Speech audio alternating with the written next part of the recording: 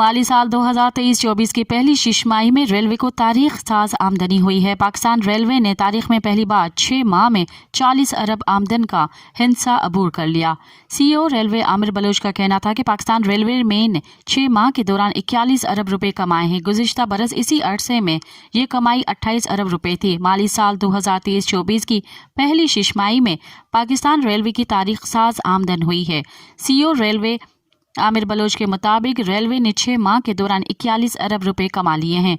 गुज़िश्ता साल ये आमदन 28 अरब थी। CEO रेलवे ने कहा कि पूरे साल का हदफ 11 माह में ही हासिल कर लेंगे।